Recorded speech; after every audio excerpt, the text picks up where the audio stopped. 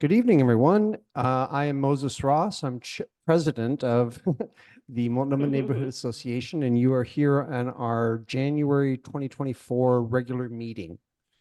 Thank you for taking time out of your evening to join us. We have right now 1, 2, 3, 4, 5 people in person, counting myself, and it looks like we have 13 participants via Zoom. We've got a full agenda tonight. We have, oh, here, wait a second, just so. Wait a second, sorry. I promised to come back. Here we go. There we go. Okay, just so that everybody can see me on the screen here. And then. Okay. All right, so thank you everybody for being here. Calling the meeting to order. First off is that we do have the review and approval of the current agenda. The current agenda is available on the public Google folder that we maintain, and we posted it there 7 days in advance. We have copies of it here in front of us as well, and it was sent out to all the board members as well, and I'm going to put it up here on screen share it.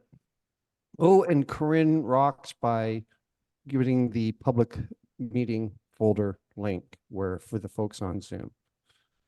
So let me share the screen real quick.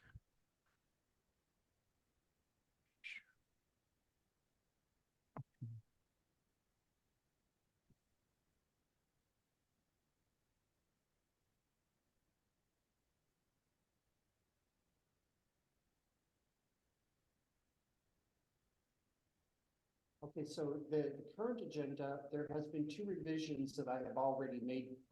There's been 2 revisions to it that I've already made that were requested by our secretary, and that related to the community events and some scribblers to the livability subcommittee.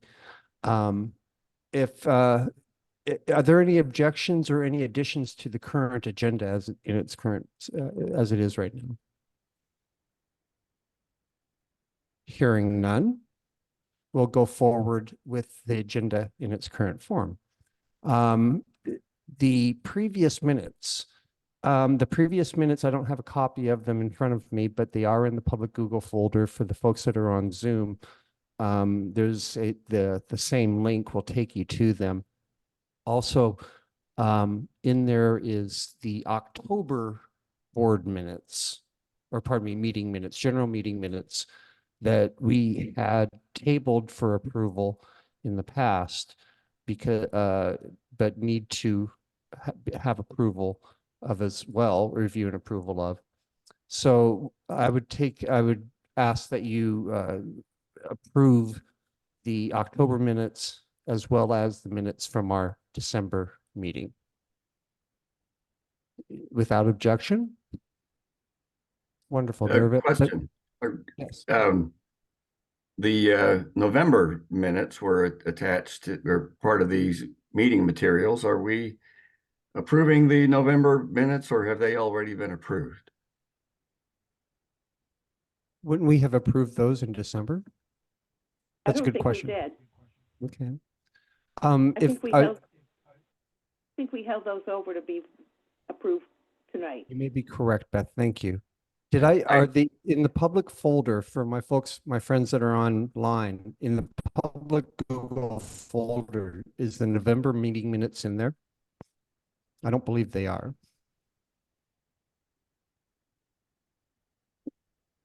So if they're not in there, that means that we do need to make sure that they have an opportunity for review, which I would propose that we would defer that, table that approval until next month. Was it? Yeah. Review of current minutes of agenda and previous minutes, approval of November board meeting minutes. Excellent.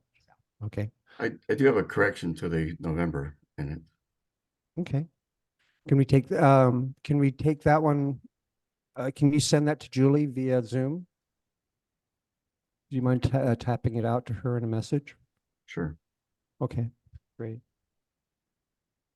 Okay, so we do have the October, the November, and December's minutes reviewable for approval. And if there are any other changes, not any other changes to those minutes, I'll assume that they will be approved by acclamation without what's the word I'm looking for? Add parliamentary in here. They've been approved. We'll use those. Next up would Can be we our say what- officer report. Pardon me, Beth? But there is an amendment to the November one. Do we need to see that, or can we just vote on that as approved? I mean, as amended? As amended. It would seem to me for this purpose. Okay, as far as actual officers' reports, as president, I want to just very quickly comment about the new name change. For years, we've been referring to our officers as chair and the vice chair. The new bylaws required a name change. And so, like it or not, I'm president, and and Beth Omansky is vice president. We've also changed and updated the emails to reflect that. And so I'll limit my report to that, because most of what I really want to talk about is in the M&A development section. Beth, as vice president, do you have any thoughts or comments? Did you have a report that you'd like to make? I have a report, but I'm going to move that over to the public safety. It's a report about a meeting with that I attended with Chief Police Day. Wonderful. Okay, So- sounds good. Can't wait to hear it. Let's put it in safety. Let's wait till safety then. Thank you. Tad, as treasurer, do you have a report that you'd like to share? Likewise, I'm going to wait until the committee reports. All of the subjects I would bring up are under the committee updates. Excellent. Sounds good, sir. And last but not least, certainly not least, our secretary, Julie Lee. Nothing to report. Okay, wonderful. Thank you. Oh, and then I see that I spent, to support what I was saying before, new email addresses for president and vice president. So it's president@MNAPDX and vice-president@MNAPDX.org. The website has been updated. The page at the City of Portland's website has been updated, and our new bylaws, and I'll talk about that in a minute, but then the email has been put out there and changed for public use. Moving on into M&A development. We've got a couple issues I need to talk about. First off, the M&A 2023 annual report that I've submitted. It's amazing to see the progress that we have made as an organization over the accomplishments that we've had over the in 2023.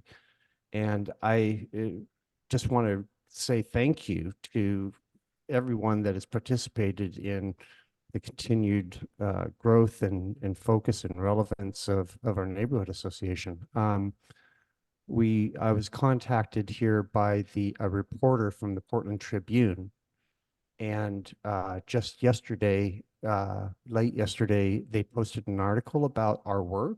I had sent them a copy through the email of the annual report that I had created. And yeah, so we have a wonderful article here out. Let me, if I can find it on my screen share. Here we go.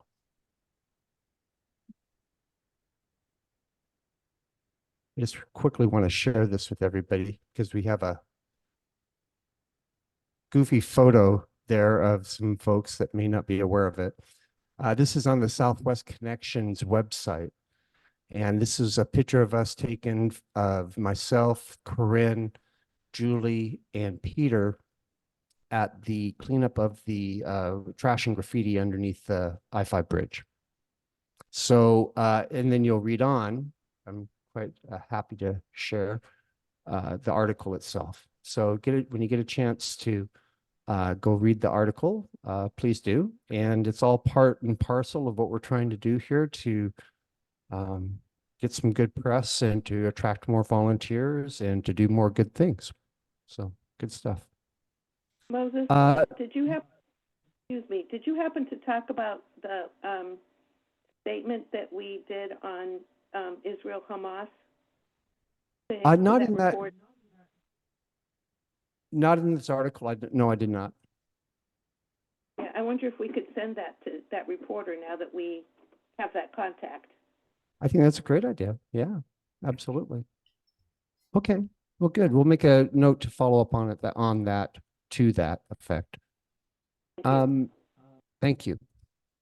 Okay, next up on the report, and one final note for those that want to see a copy of the report, it's available on our website and it is here in front of us. I've got copies of it here at the in-person, and there'll be a link soon to on the website. Okay, next up, the new M&A bylaws and the contact emails submitted to Civic Life, kind of housekeeping work, but making sure that the city of Portland has all of our relevant and updated information. For public consumption, so that's already done. A budget and finance committee was formed by your chair, and our treasurer has accepted to chair that committee. We'll be talking a little bit more about that. Actually, yeah, we'll be talking a little bit more about that under budget and finance. They're going to be a standing committee in that sense. So we'll hear more from them and the progress that they have over the next year as we go along. Next, after that, the agenda items from, I'm asking that the board members, the M&A board members actually submit to me as the president their desired agenda items, doing that 10 days in advance. I can't mandate that, and it's not a hard deadline, but I do, by giving me 10 days in advance, I'm able to bring your priority agenda items together so that I can get it out to our membership 7 days in advance and not have to go back and re-edit the agenda. So it's giving me an opportunity, and the general public too, you know, if there's things that you want to bring to my attention that need to be on our agenda, you're welcome to email me or let me know or get a hold of me. Next up, the board retreat. On January 20th of this month, we're having our very first Neighborhood Association board retreat. We're going to be getting together on a Saturday afternoon for 3 hours. And I want to take a quick moment to talk about that. Let's Jane, you and I can give a quick update on this section here. And actually, I'm going to pass the mic to you. Talk my update. Hello. Where am I? I'm not up there. Oh, no, that's all right. I don't need to be. Except I want to show, I have a visual sort of. And Beth, what I'm holding up, oh, there it is. I'm holding up a pair of socks from Columbia Sportswear, because one of the things that we'd like to ask the board members to do for the retreat is come with socks, which will be donated to Rivers Gate Donation Program. And Columbia has these on sale right now. So you get 2 really thick suckers for half price, men's and women's. So it's a good deal. Bring as many pairs as you'd like. Just make sure they're new and not worn. Okay. Thank you. Looking forward to it, guys. And as a reminder to the board members, please make sure to email me back your answers to I had asked the board members to tell me, to share with Jane and I in preparation for the event, the priorities, what they feel the priorities of our neighborhood association should be, the top 3 priorities. And then I asked, also the second question we asked is, what's the very first one out of those 3? And we're going to be taking that information into the retreat, Jane and I will, to elicit even more focus of how and strategize going forward based off of this. So thank you all board members that are on the call, that are here tonight. Okay. Let's see, let me switch video here one last time, and then I'm gonna take it off to, oh, it's 7:17. I'm about, perfect. Okay, and the final thing on our agenda there is that we have two committee chair openings. We have openings for our school committee, schools committee, and our land use committee. If anyone in the membership is interested in working on those two topics, we have a home for you and we could use you. So thank you. Okay, let's see here. Is Lee Armstrong I do see you there. Hello, Lee. Here we are. Face behind the name. Excellent. Our guest tonight to speak about, is from Habitat for Humanity, project manager, Lee Armstrong. And she'll be speaking about the project that in Hillsdale, in the Hillsdale neighborhood, but adjacent to Multnomah, their recent affordable housing project. So I'm going to go ahead and turn it over to Lee. And you can, do you have a screenshot presentation? Do I need Yeah, to? I'm gonna share my screen as soon Okay. as we're ready. Okay, sounds good. Hey, well, let's go forward with it then. Let's do it. And Will, can you please make sure that Lee is co-host so that she can share her screen? She doesn't have to be co-host. She just shares. Can you see it?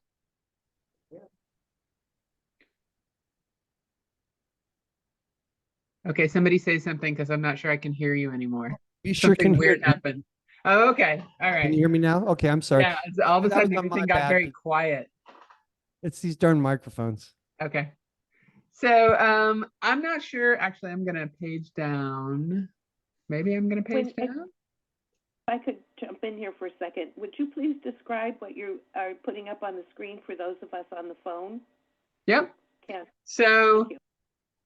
I'm not sure who on the meeting is already familiar with this project, but what I have on the screen right now is the overall site plan for the development. What you can't see here is off to the left is where Greater Portland Bible Church is, and back in 2019, Greater Portland Bible Church sold us this 5-acre property that sits between the church building and Capitol Hill Road. What's on this site right now is the lower part of their parking lot that they never used. So we bought this from them back in 2019, and then of course we had a pandemic, so things got a little slowed down, but we are at the point where construction is going to be starting, and we're going to be having building permits reviewed and approved over the next 12 months. The summary of the project is we're going to be building 52 attached townhomes that are anywhere from 2 to 5 bedrooms. And we've got one detached single family residence, and everything else is between 2, 3, and 4 units per building. This includes 5 single-story, fully ADA compliant homes. And 100% of these homes are what we call visitable, which means that someone who needs a mobility aid, like a walker or a wheelchair, can get into the common living spaces, say the living room or the kitchen of a home, and has an accessible bathroom on the main floor. We've Yay. also, sorry, Sorry, was that a question? No, I said hooray, I'm sorry. Oh. We've also provided at least 1 private parking space for each home, and most of them have 2. About 40% of the homes have garages, and the others have surface parking, either on parking pads in front of the units or on the private drives that we'll be building. There's a considerable amount of open green space on the site. For those of you who are familiar with it, you may know that there's an environmental conservation zone that runs all along the eastern border of the property. And That's going to be preserved, obviously, as a forested green space. We're also going to be building a playground area and hopefully building some community gardens in some of the open space that's outside of the conservation zone. Lastly, we're going to be building a new public road along the northern edge of the property and a new lit multi-use path for pedestrians and cyclists that runs through the conservation zone. What's on the screen now is an overview of our estimated timeline. We are in the middle of the land use process, and the land use process for this property, there's 3 parts to it. For those of you who are land use nerds, I'll tell you this. There's an environmental review ongoing, and there are also 2 adjustments. We increased the amount of parking that we're putting on the site, and we decreased the number of units that we're putting on the site. So those are the 2 adjustments. Those 2 adjustments should be completed here in the next week or 2. The environmental review is scheduled to be completed in the middle of March. Right now, we estimate that we will start demolishing and removing the asphalt for the parking lot in March. At the same time, we're also going to be temporarily rerouting some utilities for the church that currently run right underneath the middle of the property.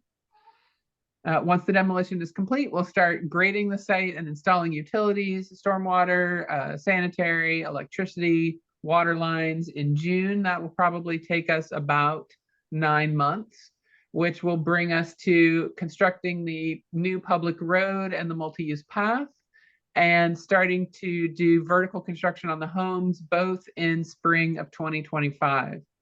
Once we start vertical construction, we anticipate it will take us between 2 and 2.5 years to finish all of the homes, which will bring us to about winter of 2027. I know I don't have to tell any of you that construction timelines are always subject to change, but right now these timelines look pretty good to us. Does anybody have any questions so far? This is Julie. This is amazing, really amazing and inspiring. Thank you very much for doing this. As my husband's an avid disc golf player, so we cried a lot when we lost the disc golf area, and we knew it was for the greater good. And you're doing I'm sure the disc golfers would be proud of what you're doing. I apologize for being poor with my directions. I know that the Capitol Hill Road is a pretty darn dangerous road. Is that the road that you were talking about modifying so the kids can get to schools and stuff like that? Or is it a different area? Because that's a pretty hairy road to have a lot of people.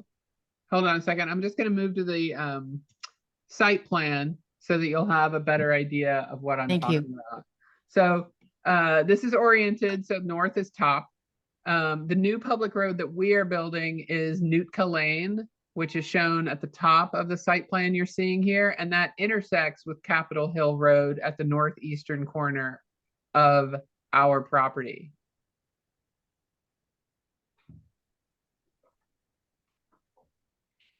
I'm not sure if that answered your question.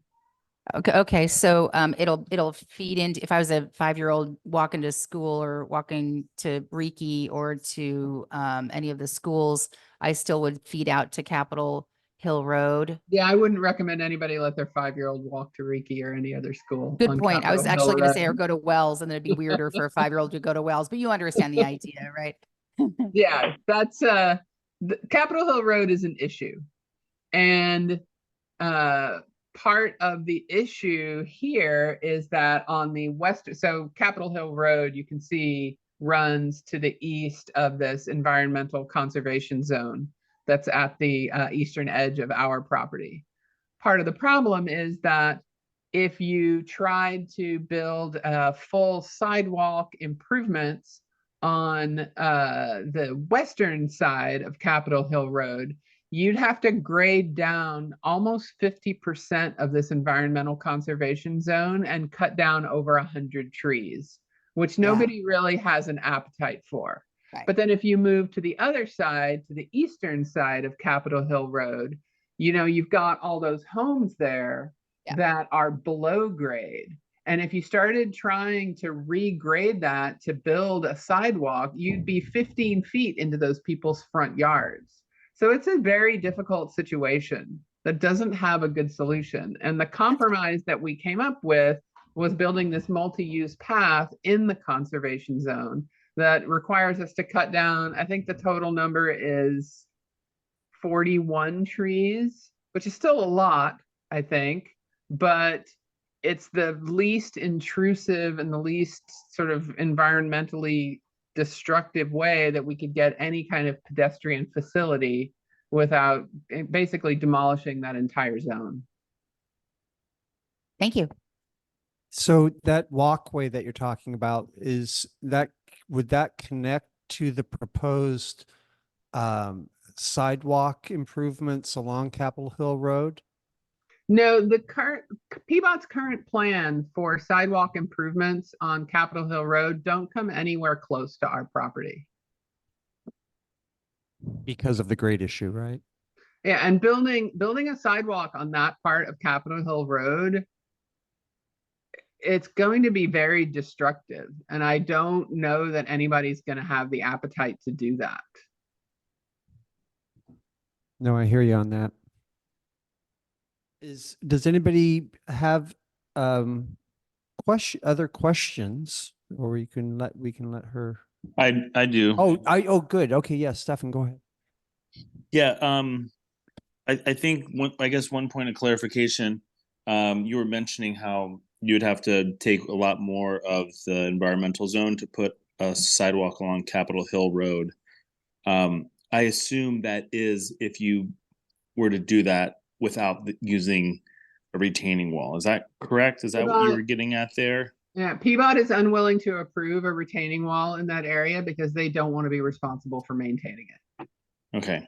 And then my next question is, so if you were to be walking south on this path, where does it end? Does this end with like it ends at the property line between us and Greater Portland Bible Church. So Greater Portland Bible Church still owns this whole parcel to the south of the site plan that you're looking at. So it ends at that property line, and there's a staircase going down to, or not really a staircase, but there are steps going down to Capitol Hill Road. It's where that existing stairs go down? Correct. Okay. And then on the bottom left-hand corner of this drawing, it shows what looks like a road that just goes into a white area. Does that connect with Nevada Court, or does that connect with anything else up over there? Where does that go? So what you can't see here is that what's to the left of this site plan is the church's parking lot. So this is an emergency access point for the fire department only. This is not for regular traffic. Similarly, this connection point up here for the new public road ends at an emergency gate that's for fire department use only. So if I was on Nevada Court, I could walk east down that sort of path towards the stairs. You could walk. And it would connect me to the north-south path that you'll be putting in. But that would be the only access. I mean, basically from Nevada Court, you can't necessarily get to like Capitol Highway and Bertha, and you won't be able to get there any easier by going through this property. So from Nevada Court, there's an unimproved path that runs through the conservation zone, right? It's a dirt path, basically. That dirt path will connect up with the paved multi-use path that we're going to be building. So that's really the only way I can think of, other than just cutting across the church's sort of hilly property, which I certainly see people doing every time I'm out there. Okay, thank you. Does anybody else have any questions? Well, go ahead. Yes, Will, go ahead. Okay, sure. Okay. This is Will on Zoom. I have a couple of questions. First of all, before I go on to this issue of access, I know that we have walked through the Shadow Hills apartment complex from Vermont down into the church property and parking lot and out to the protected area and so on. Will that still have access for walkers to go Yes. Shadow Hills? Yeah, Yes. okay. And so my overall question is this: the need for affordable housing is severe, as you may know. We are partners with Southwest Equity Coalition, which one of their two main focuses is affordable housing. The other one is a multicultural center. The upper northeast quadrant of the West Portland Town Center project, which has been cited for more dense development, is in Multnomah neighborhood. What possibility is there that the Habitat for Humanity could do some more affordable housing projects in the Multnomah neighborhood as part of the West Portland Town Center? So I don't know the specific parcel that you're referring to. As a general rule, Habitat only builds on property that we own, and we only build homes for home ownership. So I don't know the specifics of this property. I don't know who the property owners are, and I don't know if it is intended for use as to be developed as affordable home ownership or as affordable rentals. So this isn't property. This is a whole piece of a neighborhood with streets and other people's houses Okay. and so on, to be developed in the future if or when the light rail goes down through to Tiger.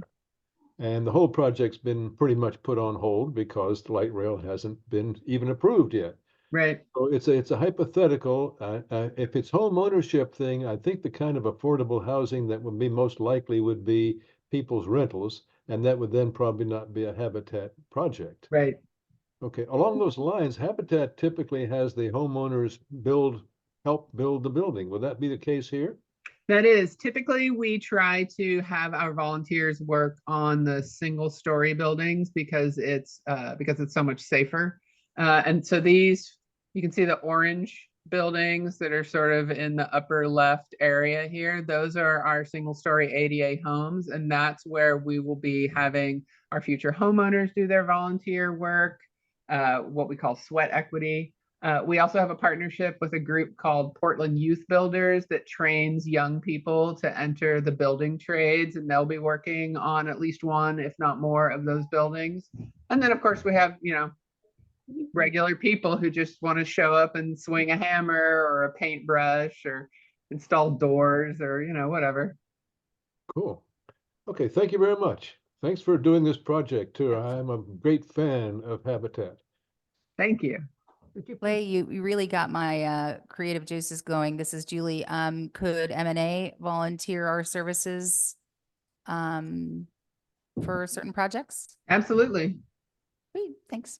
This typically we don't have volunteers on site until vertical construction starts, so that would be spring 2025-ish. You'll keep us in the loop, please. Absolutely. You're gonna be so tired of me. You're gonna be like, it's that Habitat lady again. Get out of our meeting. Well, it's I a have a project. Go ahead. Yes, go ahead. ahead, Beth. No, go ahead, Beth.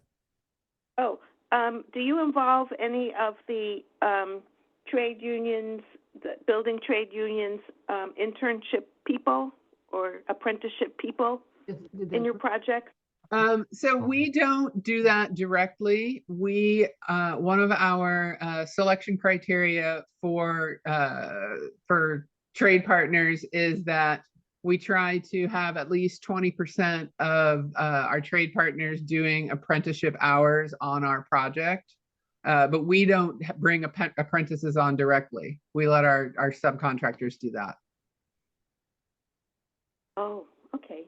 Thanks. We have a question in the crowd, please. So I know along, particularly along the Capitol Hill side, there's a lot of invasive species and things like that. Is that something that's going to be worked to be improved and then kind of improve that green space? Is that part of the project at all? So I have a particular obsession with eliminating invasive species. One of my personal goals for all of my projects is for them all to be Backyard Habitat Platinum certified.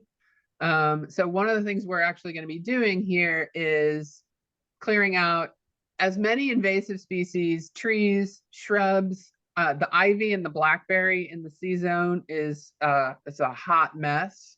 We're going to be clearing all that out. We're going to be replanting native species, and we're also going to be expanding this environmental conservation zone. So you can see where the current lines are here, but we're going to be pulling it out so that the transition zone comes all the way up to our limits of disturbance here with these streets, and the conservation zone comes correspondingly farther out so that it's just 25 feet behind the transition zone. And then in all of that expanded conservation zone area, we're going to be planting additional native trees and shrubs to try to increase the canopy on the eastern part of the property.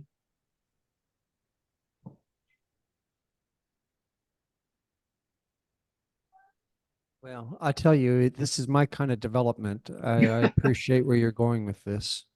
You know, you can you can contrast this with some of the other development that I've seen that is not as conscientious and is not as socially grounded. Well, it helps that we're not in it to make money, are we? That doesn't hurt. God forbid a nonprofit. I appreciate you very much. Is there any other questions from the folks online or the I have folks a here in person? couple more slides to show you, and that might Okay, very good. lead to some questions. So I have here some renderings of the various houses. These are pretty basic.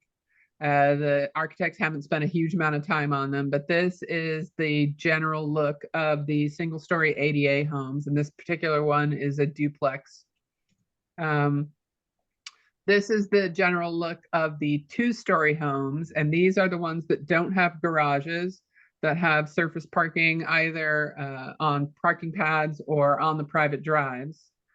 And these are the three-story homes that have the tuck-under garages, which you can't really see in this rendering, but you can see if I go back to the site plan, those homes are set into the hillside along here.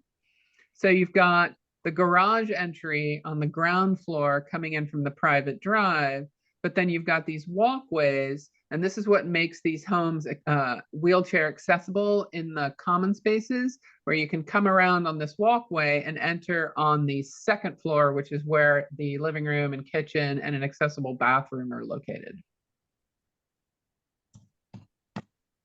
And the last two slides I have, this is a cross-section showing the current proposed multi-use path that's running through the conservation zone. We're actually in process with the city of Portland negotiating to reduce the width of this from 12 feet to between 8 to 10 feet so that we can try to save a few more trees. We'll see what happens. And there's some, it's kind of hard to see, but this is meant to represent these sort of low height down lighting for safety reasons along the path. And then this last slide is a cross section of the new public street, Nootka Lane, that's being built along the north edge of the property. And that will have a full sidewalk. And in between the road and the sidewalk will be your typical stormwater bioswales that you're starting to see all over the city. Okay, now I'm done. Any questions? If I may jump in, Beth here. I'm very excited about having more ADA housing. We have such a terrible shortage here in Portland. When I first moved here, I wanted to purchase an ADA accessible home, not for myself, but for my colleagues. And I couldn't find one. And after I moved here, I learned how dreadfully short we are on accessible housing. So I was glad that I couldn't find one, because I would have been taking one from somebody who uses a wheelchair. So I'm so excited about you having not only just ADA accessible, but also more I always trouble with that word, visitable homes. Yeah, it's something that we are trying to prioritize more and more. And ironically, some of these hilly sites make it easier for us to build accessible and visitable homes. Although they're, more complicated in other ways. Yeah, well, it's very exciting. And when you think about so many homeless people who use wheelchairs, part of that is that they just can't get a home that is accessible to them. There's definitely a serious shortage of it. Good points, Beth. Thank you. Lee, this is, I look forward to collaborating with you, with the neighborhood association. If we can help to get you volunteers there when you're in the building stage, tap into us. And how did the Hillsdale Neighborhood Association meeting go? Are you finding, are they understanding the For the most part, everybody has been super supportive and happy about this. I will say that there's a minority, but a vocal minority that's really unhappy about the decisions along Capitol Hill Road that really want to prioritize a full sidewalk there, which I empathize with, but I just don't think that there's the appetite to be as disruptive as you would have to be in order to get that. Understand. Stefan? Oh, yeah, I was just going to add, I think one of the issues there with that sidewalk on the east side of the street is that you'd have to take people's street parking, and that's always this back and forth that happens because somebody wants to have to be able to have people walk someplace safe, and they're like, hey, we have an environmental crisis. Why are we prioritizing individual street parking against the whole community's ability to walk safely somewhere?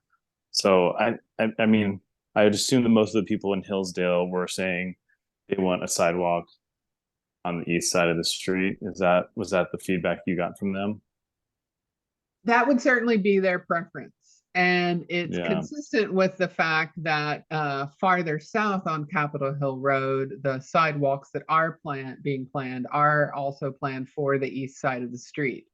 But if you look particularly at the houses that are immediately across from where the new public road is going to intersect with Capitol Hill, those houses are so far below grade that if you regraded to try to put a sidewalk on Capitol Hill Road, you'd be creating such a steep slope that they wouldn't be able to drive down and get into their garages. Yeah, I mean, they had the same stuff on the Capitol Highway project. Some of y'all might know, like, some of those crazy steep driveways there are, and lots of retaining walls. Some just like right in front of people's houses, and it's sort of the infrastructure we have to deal with where the county back in the day let people build houses with regards to slopes and right-of-ways that we can't fit sidewalks in easily. Well, good luck with that. I assume, is PBOT the one that's sort of navigating these big picture decision-making processes? That's probably not in your hands, right? You just want to build whatever you have to do, whatever you have to do to get your permits. Yeah, I mean, at a certain point, the city decides what they're going to require us to do. I would say that on the city side, it's a negotiation between PBOT, who of course want to put sidewalks and bioswales everywhere, especially if, other people are going to get to pay for it. And then there's BES, who wants very much to not cut down 100 trees and grade out 45-50% of this conservation zone. So it's a negotiation between them, and we're just kind of sitting over here going, right, just tell us what to do. Yeah, and honestly, PBOT's very reluctant to take away people's parking, because that is the vocal minority that is against like the greater good of society, because people want their street parking, even if it means that I can't have my son bike to Ida B. Wells, and there's no safe option. Yeah. Capitol Hill is it, and as soon as PBOT has you put your thing on that hill, there will never ever be a safe way to ride to IDB Wells. So that's why people are getting passionate about it. But Yeah. I understand where PBOT's at. They don't want to take parking for 5 houses. So Right. game over. Well, I appreciate your passion on the issue, Stefan, and I appreciate yours as well, Lee. You know, as you navigate these unique concerns here. I mean, that street right there, it's when you drive down it, it's pretty obvious the issue. Yeah. You know, Every what do you time come- I go out to the property and like I park off the road, but I have to walk down the road and up the slope into the C zone. Like it's super dangerous. It's super scary. And people drive like mad through there. Yep, that's right. Well, very good. Well, issues to come that we'll be discussing, and you're always welcome to come and tell us about progress with the project. Yeah, I will probably reach out to you in a couple months when I have a better idea of exactly when demolition is going to be starting. Okay. Just don't want big trucks to catch anybody by surprise. Big trucks and lots of noise. Right on. Thank you for your presentation, Lee. Thank you. All right, thanks for having me. Appreciate it. Good stuff. Bye. Okay, it is 7:48. I'm only 3 minutes behind the schedule, which is great. So let's get straight into committee updates. The first committee update is going to be from our treasurer, Tad Davis, who is also the chair of the Budget and Finance Committee. Tad, the floor is yours. Item 1 on the agenda is transfer of Sweeney financial accounts to MNA. I completed that request today. I submitted that to the members of Sweeney, and that request was acknowledged by Leslie Hammond, who will be following that to see it through. Item 2 is in-house bookkeeping system. Don't have one yet, but having completed the task I just mentioned, that has risen to the top of my priority list, and ready to call a first Budget and Finance Committee meeting. I know that Peter is interested in the Budget and Finance Committee. I'm not clear or if there are others interested in the Budget and Finance Committee. Corinne is raising her hand. Corinne? Yeah, Corinne put is me on the raising her. list. Yeah, happy to join the committee. Put me on the list. Corinne? Great. Okay. Thank you. Moving on to Standing Rules Ad Hoc Subcommittee. I had hoped to have a consent form ready to print and share with the board tonight for approval, but it's not quite ready. We'll have that. We'll definitely have that next month at this time. I know that there's a lot of progress, but it's been made on that for sure, though. Okay, well, great. That takes care of Budget and Finance. That takes care of Standing Rules Committee. If anyone also, I'm just going to reinforce it. If anybody wants to join the Budget and Finance Committee, to reach out to our treasurer, to reach out to Tad. And Corinne, thanks for your volunteer. Next committee committee report would be from Equity Committee and Will Fuller. So Will? Okay, yes, this is Will. I have 3 items on my report this time. I want to share my screen briefly while I get your parts there. One thing has happened. The city has released an updated neighborhood demographics report. It's in 2 parts. One is each neighborhood in detail, and then the other part is comparing neighborhoods with each other in a ranking of how large or small their contribution is in a particular demographic. It's quite large and complex. I recommend that you go to our website, go to the About page, and you'll see the demographics there, and you can analyze them to your heart's content. On a preliminary basis, I found 2 interesting things about the neighborhood. First of all, we're getting older. We actually grew about 885 people, about 12% growth. 2/3 of the people that came in were 65 or older, which is an interesting finding. And we're also getting more racially diverse, but more does not mean highly diverse. In 2010, we were 83% white, meaning non-Hispanic or Latino, Anglos, I would say.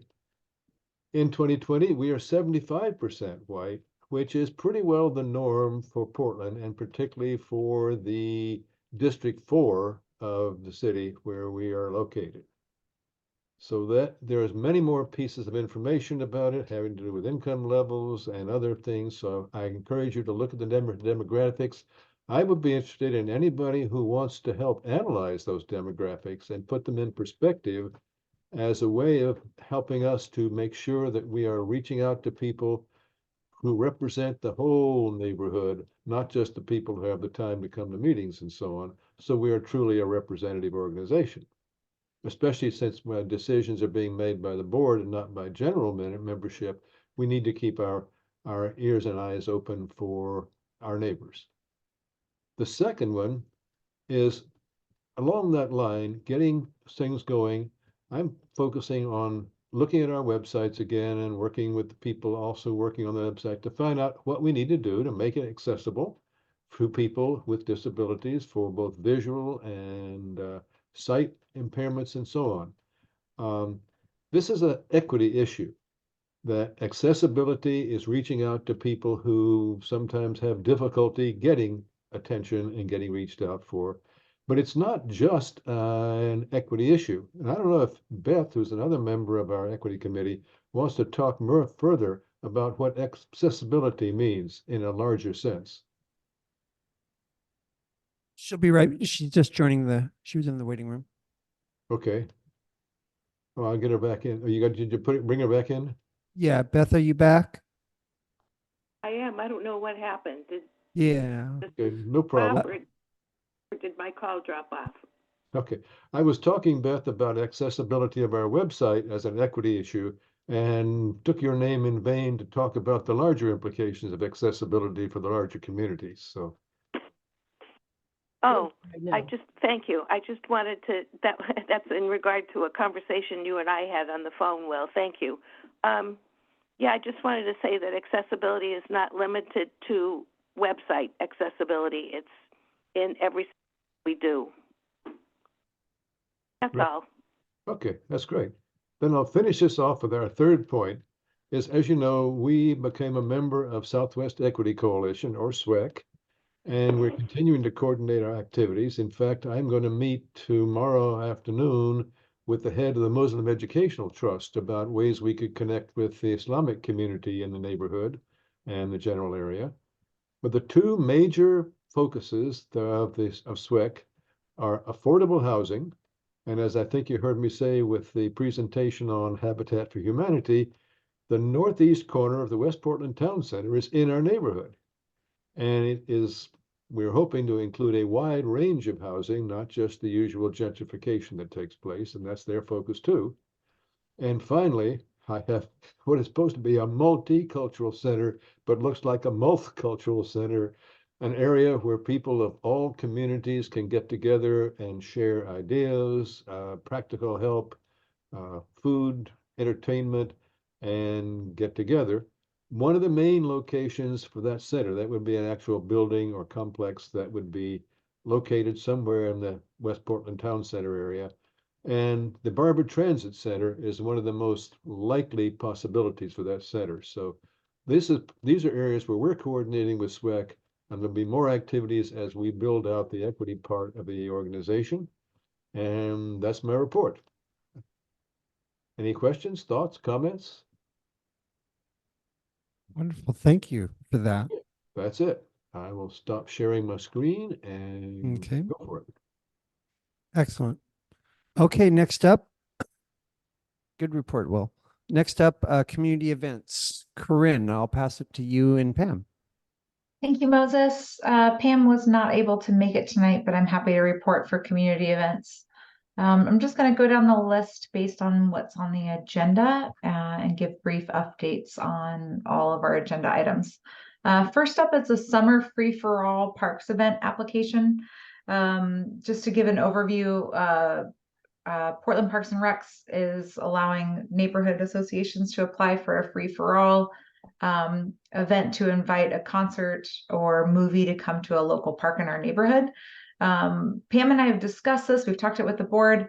I think the application is due on the 15th of January. It has not been submitted yet. Our biggest hangup is bandwidth on volunteers to take on the project and funding. It will cost a minimum of $1,000 for us to bring it to the neighborhood. We're here at the 9th of January. It's not that we're not going to do it yet, but if anybody has any funding ideas or anybody wants to step up to help volunteer, bring this event to the neighborhood. The thought is we would do a concert in Spring Garden Park in one of the on a summer weekend. Since Spring Garden Park is such a prime location for a concert, we just need volunteer help and funding is our biggest hang up. But Pam and I will connect on it again and see if we can pull it together before the 15th. But again, if anybody wants to volunteer, throw me a note in chat or reach out to the community events. I'll drop our email address in the chat as well. Next up is Southwest Trails Liaison.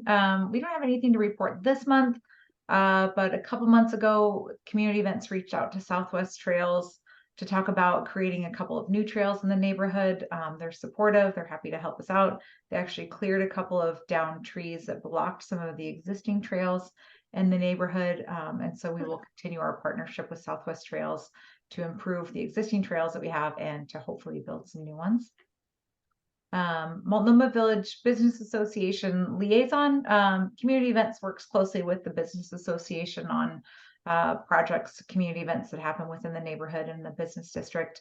Last thing we did was worked with them on the Holiday Gala event where we did some ornament decorating within the neighborhood house building, which was a great partnership between the three organizations. Next up would be Earth Day, and historically we've done a solve cleanup to partner with their Earth Day event, and we anticipate to do another solve cleanup event on April 20th again this year. Next up on the agenda is the Spring Garden Park Stewardship report. So Pam has done a really good job of connecting with Portland Parks and Rec to, we have a representative, her name is Heike. She works with Portland Parks, and Pam and Heike and volunteers have gone out to do some maintenance at Spring Garden Park. Planting new trees was one of the biggest ones that recently happened. They put trees in because there's very little shade at Spring Garden Park. And so they were able to pull that together pretty quickly. If we left it up to just Portland Parks and Rec, it probably would have taken quite a long time. But with our partnership, we were able to make a quick decision and get a little bit of fundraising to get trees put in pretty quickly. So I applaud Pam and her efforts with Heike for that. The next up on the Spring Garden Park stewardship events, they're aiming to release a new schedule for, it's usually every week or every other week at Spring Garden Park where they do maintenance events. And they should release the schedule for February and March by the end of January or January 20th is the goal. January 20th event will be the last one until April and May based on schedule and weather. Volunteers most recently found a needle on January 5th in Spring Garden Park, which is new. It hasn't historically been found before. So just want to put that out there for neighbors to be aware of hazardous objects. And if you need help removing them, just remind your friends, family, kids not to touch any of those objects and to ask for help. There is a safe disposal at the fire station, which is just right around the corner at 30th and Spring Garden. And also I can pick up needles. Stefan's asking a question. Do you know where at the park it was found? I do not know where at the park it was found. I don't have those details, but if you need help, I'll drop a couple of contact information in the chat, but remind people not to pick them up so they make sure that they're safely disposed and we can help with that. And then looking later into the spring, we're trying to arrange a volunteer day with representative from the RACC, which is the Regional Arts Council, to consider the future of the Spring Garden Nest sculpture that's in the park, which is no longer under contract for maintenance and needs a new plan. So we're working on that and trying to stay in touch with some folks to see what the new plan for that is. And then next on the agenda outside of Spring Garden Park is a new park adjacent to the Healthy Pets Northwest property, which park is in quotes because it's not technically a park, it's private owned land, but the owner has said that they're willing to let us landscape it to make it more of a community gathering space. Nothing new to report on that, but in my next meeting with the business association and the owner of Healthy Pets, I'll see what I can find out about that. And it'd be great to get something moving forward with that in spring. And then the last on the agenda is the Solve event on January 15th, which I'm going to defer to Julie if you have an update on that, if that's moving forward. This is Julie. Yeah, I was very I bit off a little bit more than I could chew for the 15th. I don't believe it's going to happen with in between snow that's forecasted and just the conditions. I do not believe that we will be able to do a MLK event. I'm so sorry, Okay. but I have other exciting things on the horizon. I'll just piggyback on that. Julie and I will commit to working together with Solve. We did a cleanup event underneath the Barber Boulevard underpass after Earth Day last spring, which was very successful. It cleaned it up for a brief amount of time. Solve was able to come out and help us remove things, communicate with the residents that live underneath that underpass, and then to help haul away all the junk. Julie and I will work together to get an event scheduled, weather permitting, bandwidth permitting in the near future. And that's all I have for community events. If anybody has any questions, please feel free to. Hey, Corinne, there's a question. Hold on. Yeah. Hi, Corinne. This is Rachel Dvorsky. I just wanted to check in and see if I sent you an email about that park or whatever it is next to Healthy Pets. And I think you've already worked with Seth Healy. So if there's opportunities for native plants and things like that, then definitely reach out to the West Side Watershed Resource Center. Yes, absolutely. Thank you for the follow-up. I have been a little offline since the holidays with my kids. So yes, I did get your email. I know it's in there and we haven't moved forward with any progress on it, but yes, we definitely want to focus on having native plants incorporated into the project, and we'll absolutely need help because we're attempting to tackle this with zero budget. It will be all donation and volunteer run, which I think is how the best projects come together. So thank you for the reminder, and I'll get back to you via email.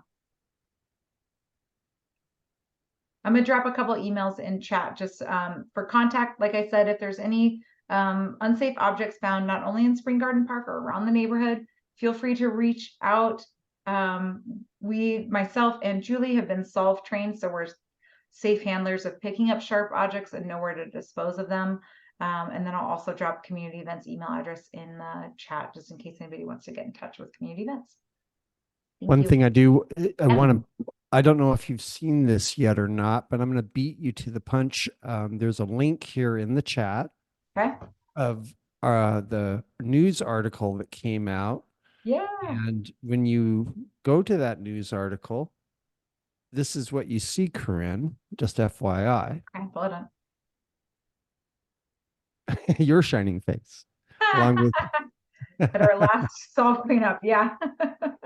we get to, everybody gets to see my shiny head and Peter's and your great smiles of Corinne's and Julie's and Peter's. But yeah, so it was just, I gave them a choice of photos to use, and this happened by coincidence. You bring up that event. That was a that was a fantastic event. Yeah, that was a lot of fun.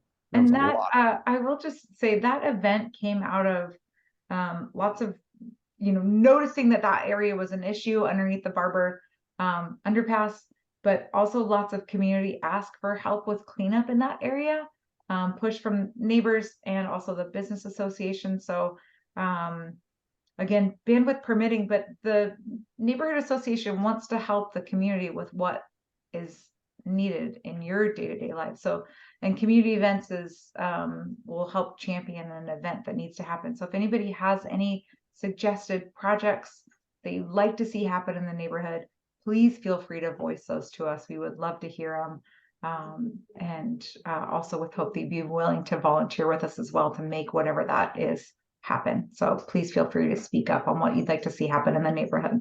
We'd like to see it happen for you too. Awesome. Thank you, Corinne. You know, and I think the up next here, wait a minute, let me see here real quick. Oh, actually, public safety. Did I do that? Step- Battery's dead, so I was hoping I could still be here. What? Let's hurry up and do hers. Yeah, go ahead. Okay, you can We're hear just me? going down the agenda. Yes, we sure can. Go ahead. Okay. In a meeting with Chief Bob Day, I took notes, and I'm hoping to be able to read them to you without my screen. So bear with me. I'm going to try to see them as best I can. Anyway, Chief Day was asked right off the bat what's going on with Portland Street response. And he said that he's been hearing more and more on his radio communication between Portland Street Response and the Portland Police. And it's becoming much more friendly and more helping each other. So that's good news for all of us. He talked about that he has 3 main areas of emphasis in during his administration. The first one is crime and reduction of fear of crime. And he emphasized that quite a bit. He said that crime is down in Portland and that if we just listen to the news, we might not know that. But checking data, that seems to be the case. So he's hoping that all work together to help reduce fear of crime. He talked about organization, organizational growth and development. He said that, talked about they should have 1,200 police officers and don't have close to that yet. I think they have around 800, if I remember correctly. And but he said that the amount that they have now does not include how many are still in school and training or spending the 6 months getting ready to be fully qualified officers on their own on the streets. So, and they just recently increased the capacity of the training facility. So that's going to help have more officers being trained, to get them faster on the streets. So that's fine. Let me see. He talked about, he was asked about traffic police. And he said there's now, they just recently came back online, and there's currently 12 to 14 active traffic officers. Let me see. Hang on, bear with me for a minute. I have to read a line and then try to remember it. I wanted to say that we had a report of a break-in in a house in a trailer, and Will brought that to my attention, and we put the people in touch with, they wanted to have a neighborhood watch, and we explained to them that's no longer a model that the city uses, but we referred them to Jenny Pullen with Neighbors Together. So hopefully they'll get back to let us know how that all went. I think they know we're here to help. And that's about it for my report. And then Jane wants to talk a bit about what she's been working on. We getting quite well organized here with all the things we're going to be doing for our committee is growing. So this is exciting. And then I think after that, Julie, I think you're going to talk, and maybe Patrick. Mhm. One real quick question for you, Beth. What was the name of the Portland Police Chief again? Bob Day. Bob Day. Okay, just making sure. Yeah, he's I think he's going to be here for 2 years while they're looking for a full-time officer. He's the one who came out of retirement.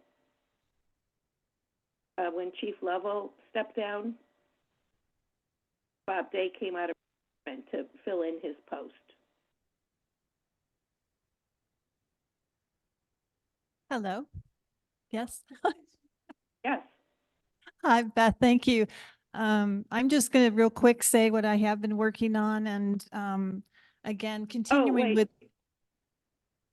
Yes. I'm sorry. If I may interrupt once more, I'm going to be calling a meeting of our committee, including the subcommittee, to meet in my home sometime before February.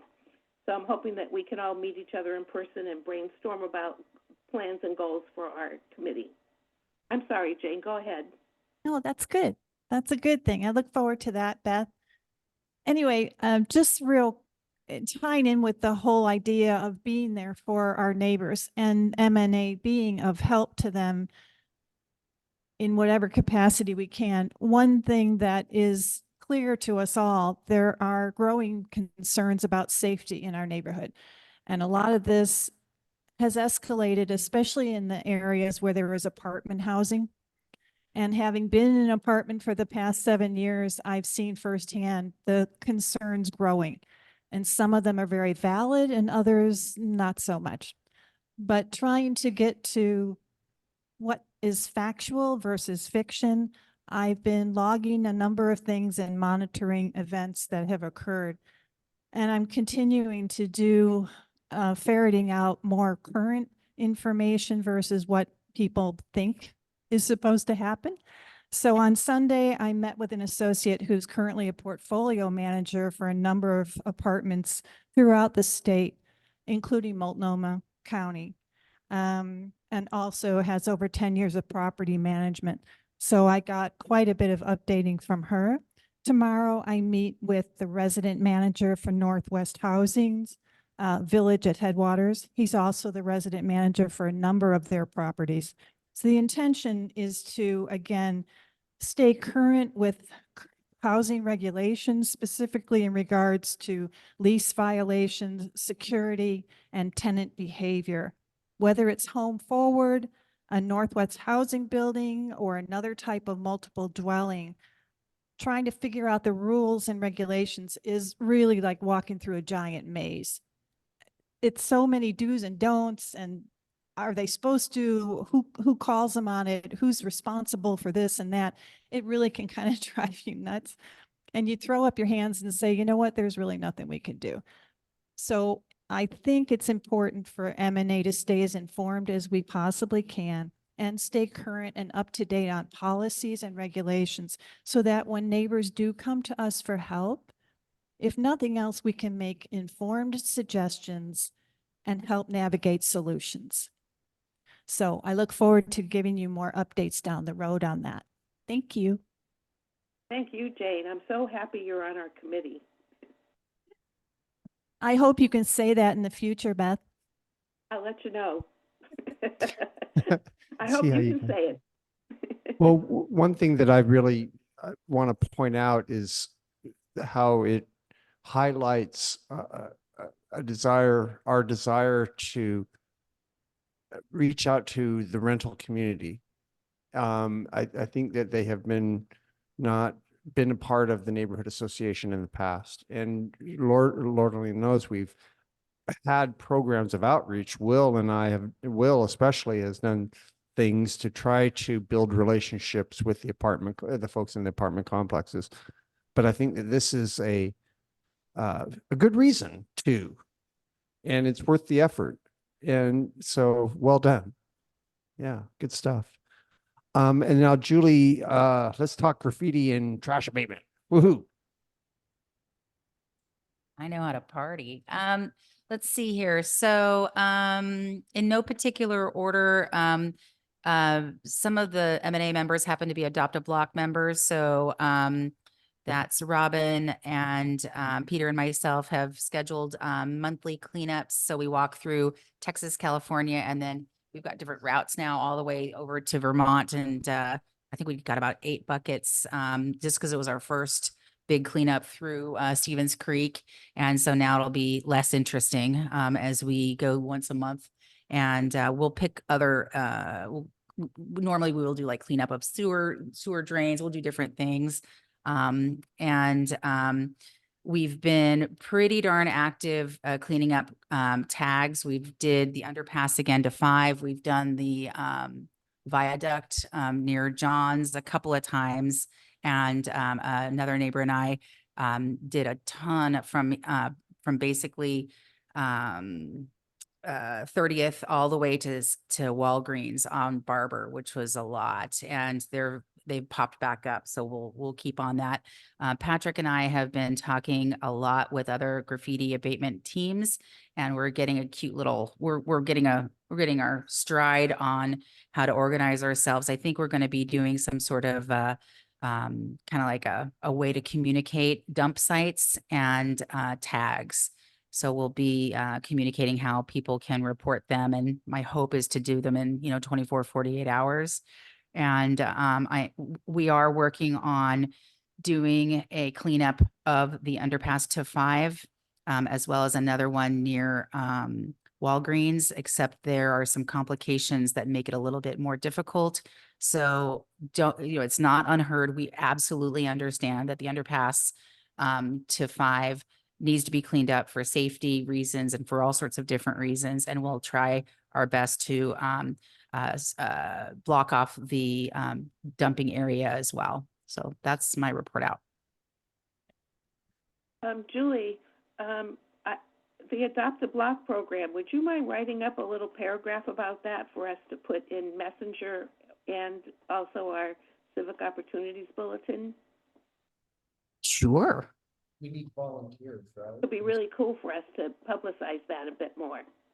And Yeah, thank you. I'm still trying to figure out how best to reach out to people when there is a need. So if anybody has any ideas on how to organize, like a phone tree in the olden days, anyways, to say, this is the need, this is the equipment. I have cleanup kits, I have grabbers, I have buckets. So anybody that wants to reach out to me separately on how Patrick and I and the Adopt a Blockers can really engage the community. That makes it more fun too. So yeah, I'll write something up. And if anybody has any ideas on ways to, communicate, I'd love to hear about them. Awesomeness. Patrick, go ahead. Yeah, thank you. And first of all, I want to just acknowledge Julie's hard work on this, and acknowledge her and her partners that go out pretty frequently. The model that we've seen really requires about 4 or 5 really dedicated people. It doesn't have to be 100 people or 50 people, as long as they can be somewhat responsive to texts, to respond to tags. And as she said, we have the equipment, we have the expertise. We're building a list of how-tos on and necessary equipment on how to best approach the graffiti problem. So if maybe we could have a call to action for 2 or 3 more people to kind of join our little cadre. I think that small but effective group size might be the best way to start this process. I don't know, Julie. And it could be different. I think the small graffiti group is best, 5 max, but the cleanups, that's a party. That could be, that could be small and large too. Sure. So Patrick, do trash you want to cleanups. write up about the cleanups, and Julie, you'll write something up about Adopt a Block? And we could put that in the Messenger and in the Civic Opportunities Bulletin? That sounds good. Awesome. I- Thank and you both- so much. Yeah, and what happens, so just to let everybody know the pathway, the information that is shared, that you're going to be, the subcommittee is going to shoot it up to the committee chair. The committee chair then submits it to me for a report. No, what we're talking about here is we're talking about volunteerism here. Okay, so fundamentally, we got to use the emails to do it, newsletter, Civic Opportunity Bulletin. I'll be editing that final version of it. So whatever you send to me, I'll wordsmith it. If you give me Send just it the to who, me. when, where, why. What's that? Pardon me. Send it- Yes. Oh, I'm going around, Beth. I apologize. Send it to Yeah, Beth send and then she'll send me the final figures, final info. What's your deadline for the next one? Well, the Messenger, what's the deadline for the Well, The we're deadline for trying to the, get the messenger out. The messenger has to go out 7 days in advance. And so the messenger should be going out the first Tuesday of the month. So by that same scheduling logic, the Civic Opportunity Bulletin could go out the third Tuesday of every month? No? I Okay. usually send that out around the, well, I send it to you around the 12th of the month. Okay. So it gets pushed around the 15th of the month. So I would like for whatever you're going to want to put in the Civic Opportunities Bulletin to have that me in the next 4 days max. That Okay, makes sense. we'll get something to you ASAP. Just email them to me, and I'll wordsmith them and send them to Moses, who does the final polishing. That seems to be the system we've been using. And it's been Works working quite pretty good. well. Agreed. Hey, Beth, I Sure, have, good. yeah, very good. Very good. I have I have Peter raising his hand. Peter, go ahead. Yeah. Hey, I have been combing the website for both the Messenger and the Civic Opportunities Bulletin, and I don't see them posted. Are they going out just as an e-blast, or why can't I find them? Because they're not posted. Well, they The are messenger- actually website. posted. Okay, if it is not very prominent, I think we probably should do something about that because they're what's called the newsletter at the bottom of the main page. There's Yeah. a place you click on newsletters. Both anything that goes out through MailChimp is showing there, including the messenger and the volunteer opportunities. And they both go out to our mailing list of about 1,000 people on MailChimp. But I'll see if we can make it more prominent. So I should be getting something through MailChimp. Yes, you should. You should be getting them regularly as if you're a MailChimp subscriber. And I'm sure you are. Right. You should be getting them on a regular basis. I'll check Yeah. and see. Anyway, for Jane and Moses, I hope that communication will be one of the big topics that we talk about at our retreat. It's on the top of the list. One of it It's gets one of the issues that it's certainly it's turning out to be one of the top 3. great. Yeah. Okay. And Alvin, Thank you. Patrick. Okay. Thank you, Peter. Patrick, go ahead. Yeah, I'm sorry to come in late on Jane's topic, but I normally would talk to her in person at the meeting if I were physically there. But I may just make one suggestion when dealing with the apartment situation. And that is, many of these large apartment complexes are owned by people that are either remote or not involved in the day-to-day. And while the property managers have some sway in improving things in and around the apartments, I think very infrequently the owners are actually brought into the discussion. And I think those are the people that can actually make, if you will, policy decisions around their own buildings and their own enterprises. So that would be my suggestion to you. This, in my experience, going directly to the owner is as or more effective than going to the property manager. Absolutely, Patrick, and thank you. I totally agree with you, which is why I'm starting with properties that are owned by federal agencies. So I'm in one myself, and I know the hazards of that. From there, I think was build a strong base and then approach the privately owned units. So totally agree with you, and it's on the list of where we want to go. Thanks. Thank you. Thank you. Okay. I'm so Wonderful. excited. Good discussion. Very excited Is, about our public Beth safety is, committee. I think that's it for public safety. And and thank- we'll wrap up, but we do need to talk about Sweeney. And then last but not least will be the transportation committee work. Did you want to give a report on Sweeney, Beth? No, I think maybe you might want to, because If I don't mind just mentioning that in the agenda that was available online was the most recent newsletter from Sweeney. Sweeney's future, that's worthy of a separate meeting altogether. it really is. It really is. And actually, I don't think I want to go there because we're straight on time. we can table it to the next meeting. I agree. Last but not least, transportation. Thank you. All right. Hey, everybody. So, couple quick updates. I was at a meeting today at PBOT and I was able to catch Steve Sigathy after the meeting. And he was suggesting that it's looking like the final answer from PBOT on the Troy Canby Greenway is going to be white tubular delineators along one side of the street, similar to what you would find on Maplewood.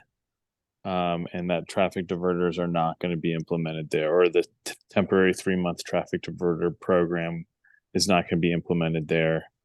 In other news, the Fixing Our Streets 3 proposal draft is available online. PBOT is not listing projects, instead listing buckets of funds that they'll use to then select projects in the future using. If it passes, that is going to be referred up for a council vote on January 24th. And it looks like the council is going to refer it to the ballot when we'll vote on it in May.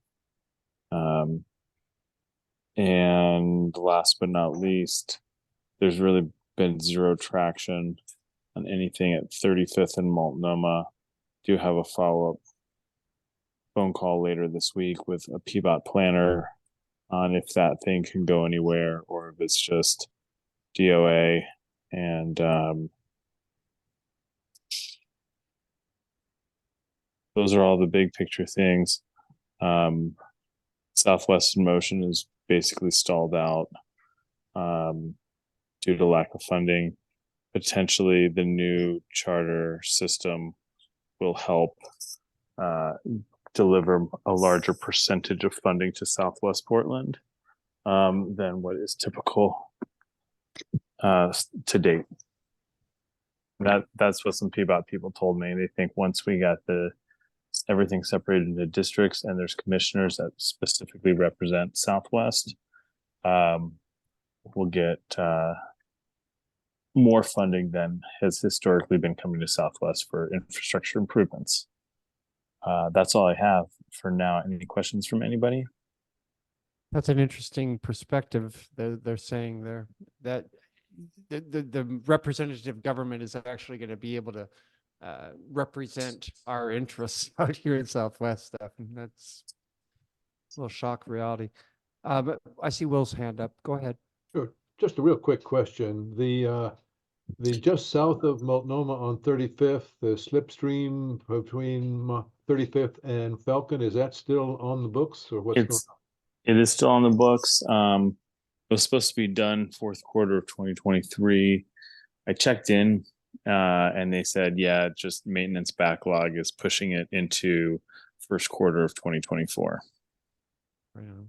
So they're going to self-perform it. So it's just the same PBOT maintenance crews that are dealing with all sorts of maintenance issues across the city. We'll eventually get to it though. So hopefully we're going to see it next spell of dry weather. We'll see. Fantastic.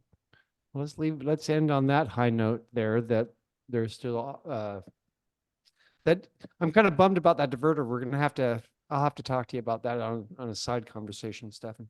Yeah, basically the deeper story is they did new traffic counts and they're just getting a little over 1,000 cars a day.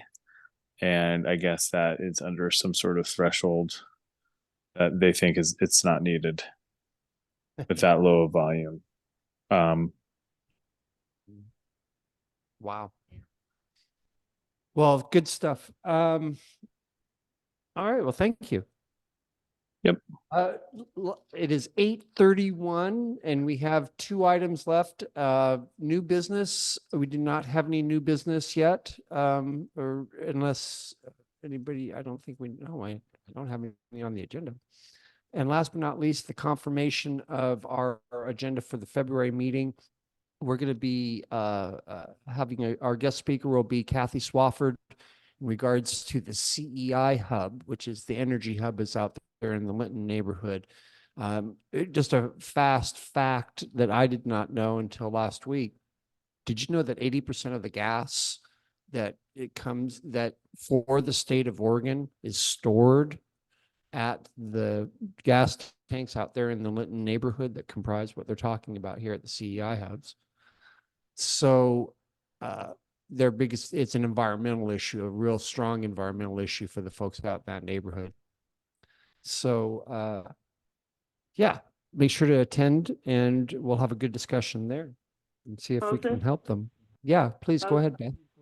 Kathy won't be able to attend that day, but she did appoint someone else to do that, and I will copy emails to you on that, loop you in Wonderful. on that. Good deal.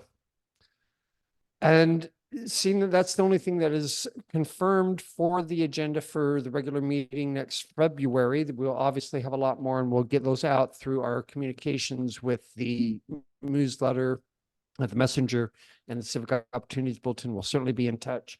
I am open to a motion to adjourn. So moved.